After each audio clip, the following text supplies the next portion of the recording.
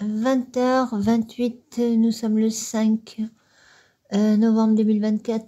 Chers internautes, bonjour, restez avec moi. Je ne vais pas la faire trop longue parce que j'ai observé quelque chose de très étrange sur cette photo. Et vous allez voir, et j'aimerais avoir votre avis sur la question, vraiment. Alors, bon, les boucles d'oreilles, soi-disant, les médias en ont parlé, certains disent que c'est une rumeur de théorie, enfin les médias classiques disent que c'est une théorie du complot, que ce serait, voilà, que c'est pas des écouteurs et que ce serait une boucle d'oreille. Eh ben écoutez, si elle trouve ça esthétique, la dame, elle a un drôle de sens de l'esthétisme. Moi, je trouve que c'est pas très esthétique, mais alors pas du tout. Et ça ressemble quand même étrangement à ça, surtout celle-là. Alors oui, non, moi je pense que ce sont des écouteurs, et ces écouteurs, eh ben, ils sont quand même très sophistiqués, parce que regardez, c'est pas uniquement pour écouter de la musique, de plus, l'utilisateur ou utilisatrice peut rester connecté à sa musique et à ses proches par smartphone, tablette ou ordinateur, tout en étant attentif à son environnement à tout moment.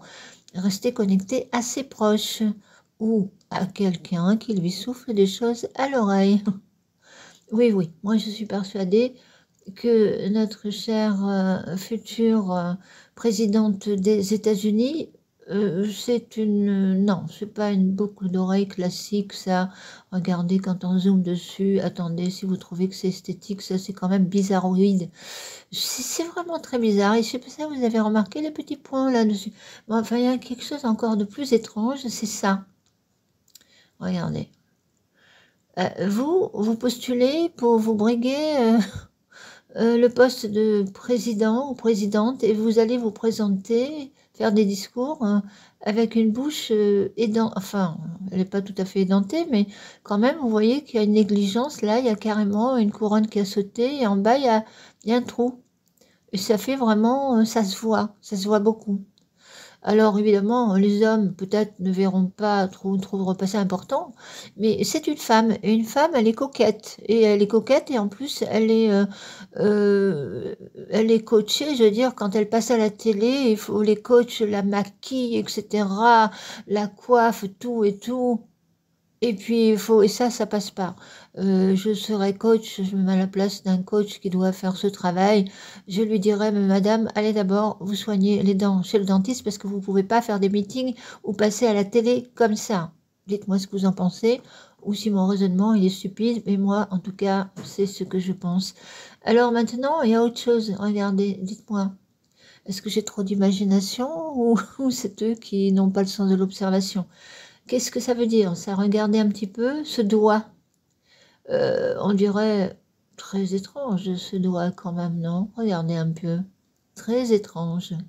Alors on voit là l'espèce de...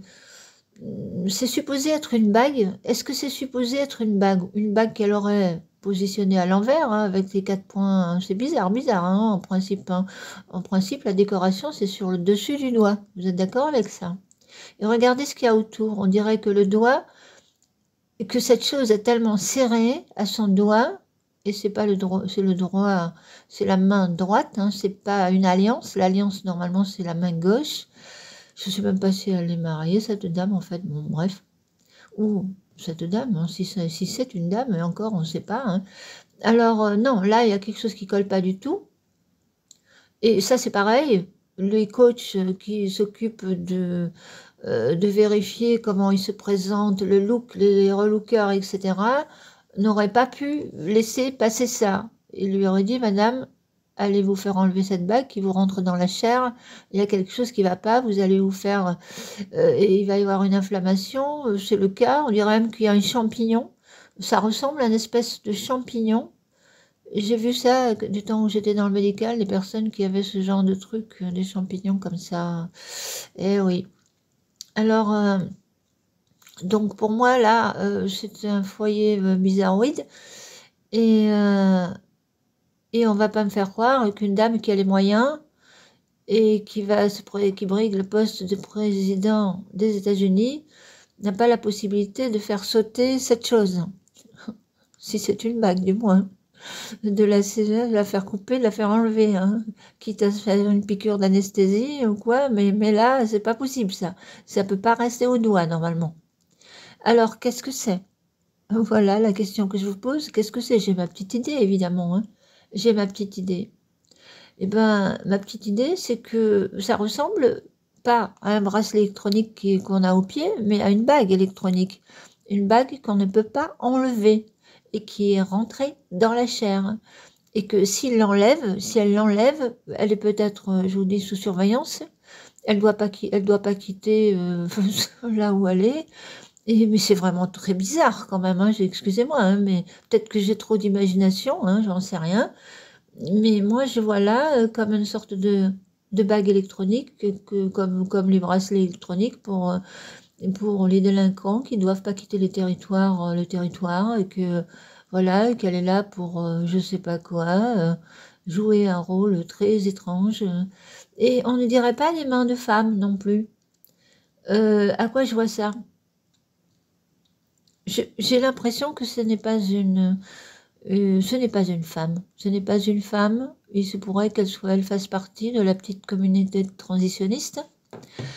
Et à quoi je vois ça? Eh bien, écoutez, le visage, il est assez lisse. Bon, ça c'est facile, hein. Avec le Botox aujourd'hui, ils arrivent à supprimer toutes les rides.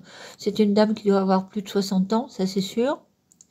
Et peut-être même beaucoup plus, parce que à 60 ans, on a rarement un cou aussi abîmé, hein, parce que là, on voit bien que le cou, là, c'est pas un cou féminin. Voilà, moi je vois pas là de cou féminin. C'est un cou masculin qui est très abîmé déjà. Alors, je sais pas qui est cette dame ou ce monsieur, mais là, ça me pose un problème. Alors, dites-moi ce que vous en pensez. Est-ce qu'elle fait partie de la petite communauté transitionniste ou non, non, non. Moi, mon ressenti, c'est ça. Et voilà, je reste sur mon ressenti. Et je vais d'ailleurs pas faire la vidéo très longue parce que je voulais juste vous dire aussi que non, que ce personnage non genré, je dirais, ne peut pas être président de la République. Pourquoi? Eh bien, tout simplement parce qu'elle n'est pas née sur le territoire français, américain, pardon.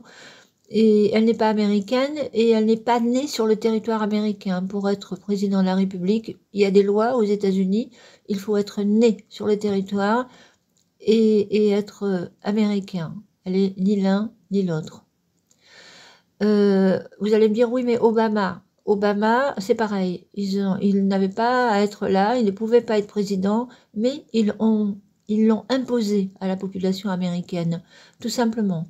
C'est toujours la même équipe, les mêmes sbires qui y a là derrière, qui ont imposé aux Américains Obama. Et maintenant, ils veulent imposer une nouvelle,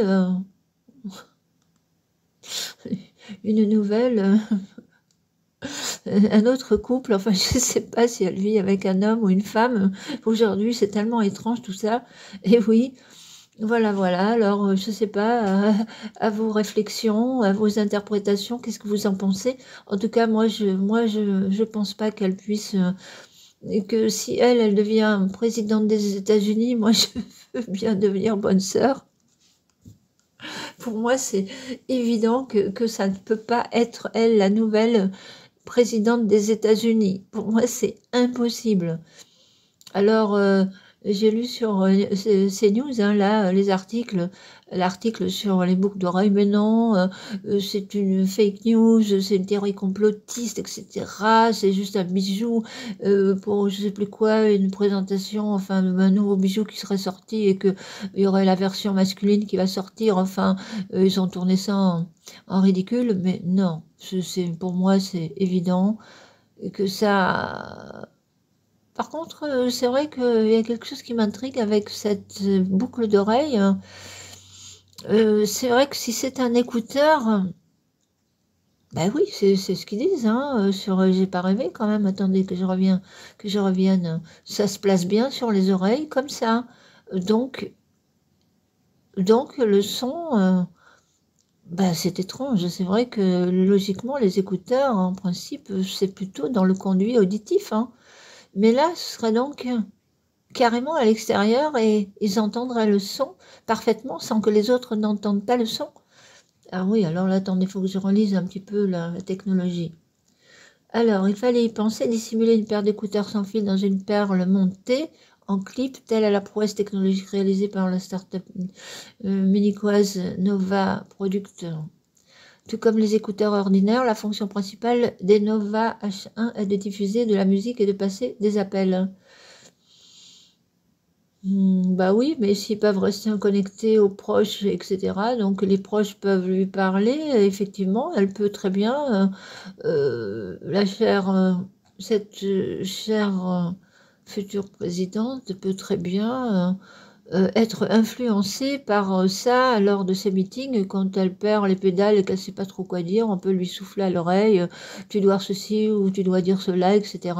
Tout comme Jupiter, il peut avoir un objet, peut-être pas là, ça ferait trop féminin, mais à l'intérieur, oui, je pense, et je pense même qu'il y a des médias sur le plateau de télé qui ont ça dans l'oreille ou derrière l'oreille, je sais pas où, et qui, bah oui, ça c'est bien connu, hein, en plus, hein.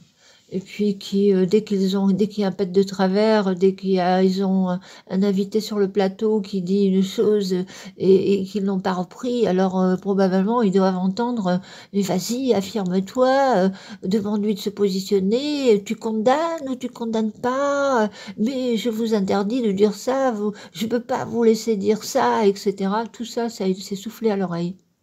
Des médias qui sont à la botte et qui ont pactisé avec, voilà, avec qui vous savez. Voilà, voilà. Voilà ce que je voulais vous dire, tout simplement. Et j'ai quand même parlé 11 minutes, hein, ça suffit, hein. 12 minutes maintenant. Alors, donc il est 20h40 et puis, si vous voulez que je continue, parce que la soirée, elle va être longue, la nuit, elle va être je vais quand même me coucher de bonne heure et me réveiller très tôt parce que je suis une couche-tôt, lève-tôt. Mais, je veux vraiment, je suis très intriguée par le résultat de ce scrutin. Je vous dis, pour moi, cette personne ne peut pas, c'est impossible pour moi que cette personne puisse devenir, présidente des États-Unis. Si réellement elle devient présidente des États-Unis, grâce à des magouilles ou à des élections truquées ou de la fraude, etc., comme ça s'est passé aux dernières élections, ce dont je suis certaine. Pour moi, j'ai vu comment ça s'est passé, j'ai bien suivi l'affaire à l'époque avec Diallo, Antoine et tout, Cosette et tous les gens qui étaient là en train de, quand ils ont fait, quand recalculer, recompter plutôt les bulletins, le dépouillage des bulletins, et puis tout ce qui s'est passé, tout ce qu'on a vu et entendu, je peux vous assurer qu'il y avait une fraude monstrueuse qui n'a jamais été reconnue par les médias classiques ici, en France et en Europe. Mais aux États-Unis, ils savent comment ça s'est passé, j'en suis sûre. Et tout ça, ça va être exposé au grand jour. Et pas que ça, hein, mais alors vraiment pas que ça. Si Trump est élu, je vous dis, ça va changer la face du monde. Si, si, si. Ça, tout va changer avec Trump. Parce que Trump, alors je voudrais vous dire aussi que je ne comprends pas vraiment comment dire, les gens qui sont en train de penser que Trump, c'est le danger, etc. C'est l'homme à abattre. Qu'est-ce qu'ils ont à reprocher à Trump exactement? Trump a été un très très bon président pour les États-Unis, peut-être un des meilleurs, et il a, il a fait des bonnes choses. Il a eu un comment dire, les économistes disent que c'est un bon bilan. Il a, au niveau économique, il a pas fait la guerre. Il y a eu la paix pendant qu'il y avait Trump. Oui, la paix. Alors, je ne comprends pas, vous savez, les gens qui sont anti-guerre et qui sont en train de défiler, enfin, vous voyez de qui je veux parler, hein. Je vais pas les nommer, ils se reconnaîtront, hein, les personnes qui vont crier dans la rue stop à la guerre, ou marcher pour la paix, etc., manifester pour la paix ou contre la guerre, peu importe, comme vous voulez. Eh bien, ces personnes-là ne veulent pas de Trump, comme par hasard. Le seul homme qui propose la paix, d'aller faire des pactes, enfin des accords de paix avec Netanyahou, avec Poutine, il veut aller discuter, négocier, etc., pour que ces guerres s'arrêtent, eh bien, eux, ils en veulent pas. Ils en veulent pas. Du seul homme qui propose la paix, ils n'en veulent pas. Vous pouvez m'expliquer ce paradoxe? Allez, vous qui faites partie de cette communauté, venez m'expliquer ce paradoxe. Comment peut-on être dans la dissonance cognitive à ce point? Comment c'est possible? Il faut qu'on m'explique là, vraiment. Parce que moi, Trump, on a beau dire ce qu'on veut de Trump, en tant qu'homme, on peut ne pas aimer ses cheveux, son humour, etc., sa façon d'être, de parler, voilà, d'être totalement lui-même, c'est très bien. Il faut qu'il soit qui il est vraiment, comme tous ceux qui ont ce mot à la bouche, être qui il est vraiment qui il est vraiment. Mais c'est quelqu'un de sincère quand il dit qu'il veut stopper la paix. Qui stopper la paix, qu'il veut stopper la guerre, arrêter la guerre oui, et qu'il y ait la paix, quoi. Non, non, c'est pas un lapsus révélateur. Alors, bah non, mais c'est tellement évident, quoi. Je veux dire, alors certains disent non, non, Trump, il joue double jeu. Je l'ai entendu dire que il allait, mais attention, vous connaissez Trump, vous savez que c'est qu'il en face. Vous savez, quand on est en guerre, et quand on est en guerre, là, on est vraiment, ils sont en guerre. C'est une guerre, certains diront une guerre spirituelle, d'autres une guerre psychologique, et puis qui a son pendant dans la réalité, une guerre bien réelle sur le terrain, n'est-ce pas? Et quand on a en face des va-t-en-guerre qui utilisent tous les stratagèmes, toutes les techniques de manipulation pour tromper le camp adverse et qu'ils s'autorisent toutes ces choses et tous ces mensonges, eh bien, vous pouvez pas demander à Trump d'être un enfant de cœur qui va dire la vérité, etc. Tout ce qu'il fait, qui va dévoiler toutes ses stratégies. Non, mais vous rigolez ou quoi? Vous savez pas ce que c'est qu'une guerre, hein. Une guerre, il y a des stratégies, c'est des stratèges, c'est des gens qui utilisent des méthodes qui sont pas cathos, comme on dit en gros, hein, qui sont pas qui sont très contestables, mais ils le font, ils sont en guerre, hein. Et s'il y a un camp qui le fait, l'autre, il peut pas se permettre de ne pas le faire. Il est obligé de le faire aussi pour brouiller les pistes et pour semer la zizanie, brouiller les pistes, etc. Ça s'est toujours passé comme ça depuis la nuit des temps, d'une manière ou d'une autre. Aujourd'hui, ça se passe beaucoup aussi avec le numérique sur Internet, etc. Et puis après, il y a aussi l'utilisation la cyberattaque, etc. Enfin, c'est toutes ces choses, c'est très, oui, c'est une guerre psychologique, une guerre numérique, une guerre sur le terrain, une guerre économique. C'est tout ça à la fois. C'est tout ça à la fois. Voilà, voilà. Et puis bon, enfin bref. Toujours est-il que Robert Kennedy, c'est quelqu'un de très important aux États-Unis et qui a des fonctions très importantes et qui s'est rallié à Trump. Et c'est très bon pour tous ceux qui n'aiment pas se faire injecter à outrance. Là, je suis très très contente. Et puis Elon Musk, qui est très considéré dans le monde économique par les chefs d'entreprise et les investisseurs, etc., et qui boivent, qui sont suspendus aux lèvres de Trump et de Elon Musk, parce que tout ce que dit Elon Musk, bah, c'est du pain béni pour eux, hein, de toute façon, ils lui font confiance, et ça c'est énorme, c'est énorme.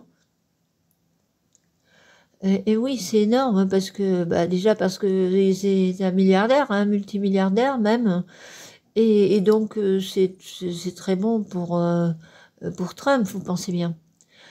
Et il s'y connaît aussi en intelligence artificielle. Moi, j'ai entendu Trump, non pas, oh, décidément, je mélange tout le monde. J'ai entendu Musk, Elon parler sur une récente vidéo où il a dit que l'IA aux États-Unis est, est formatée, est programmée par les woke, par l'idéologie, par les woke, oui, donc est formée à l'idéologie woke. C'est hallucinant, non? Mais bon, il n'y a pas que les ingénieurs informaticiens américains quand même hein, qui travaillent sur l'IA. Vous en avez d'autres, heureusement. Heureusement. Et qui, eux, sont du bon côté, qui sont pas, qui sont plutôt de notre côté. Voilà, voilà. Alors, oui, non, moi, j'ai vraiment confiance. Et c'est vrai que je m'attends pas à avoir des résultats rapides, parce que il va y avoir du grabuge, parce que les uns comme les autres ne voudront pas lâcher le morceau. Mais il faudra bien qu'il y en a un qui lâche le morceau de toute façon. Et en aucun cas, ça peut être... c'est elle qui doit lâcher le morceau et qui va être peut-être conduite aussi... peut-être qu'elle a aussi des belles casseroles. Et c'est peut-être qu'elle a un bracelet bague électronique. Non, c'est vraiment bizarre. Non, mais je reviens à cette bague. Non, mais je trouve que c'est vraiment très étrange ce qu'elle a là. On est comme on dirait que c'est une bague qu'elle a mise à l'envers, ou alors c'est un anneau bracelet électronique avec un système qui se déclenche si jamais elle veut l'enlever. J'en sais rien. Dites-moi ce que vous en pensez. Allez, je vais m'arrêter. Et juste pour finir, je vais dire, alors, ne vous inquiétez pas, hein, ceux qui veulent absolument, tout comme moi, que ce soit Trump qui l'emporte, envoyez-lui beaucoup, beaucoup d'énergie positive. Et puis, enfin, là, c'est jamais trop tard hein, pour envoyer de la bonne énergie. C'est genre d'égrégore, n'est-ce pas? Et non, je m'inquiète pas maintenant que j'ai vu ça, parce que j'avais pas encore vu cette photo et ces anomalies, et que je découvre aujourd'hui, je vous assure, hein, aujourd'hui je découvre ça, je dis non, mais là, ça passe pas, ça peut pas passer ces histoires. Aucun coach, relooker, hein, coach, qui font passer des gens à la télé, n'aurait laissé passer ça. Donc si ça, ça passe et qu'elle se trimballe comme ça, c'est qu'il y a anguille sous roche. Alors, je vous dis, les deux camps s'affrontent dans une guerre psychologique et réelle sur le terrain, et ces deux camps utilisent les mêmes stratégies pour se tromper mutuellement et pour brouiller les pistes. Alors, Donald Trump et Poutine savent très bien jouer aux échecs, mais quand il le faut et quand c'est nécessaire, ils savent aussi jouer au poker menteur et bluffer. Voilà, voilà. Et c'est comme ça que ça se passe quand il y a une guerre psychologique qui a son pendant dans la réalité. Voilà, voilà. Allez, sur ce, je vous dis merci pour l'écouter, à bientôt. Et merci, et à bientôt.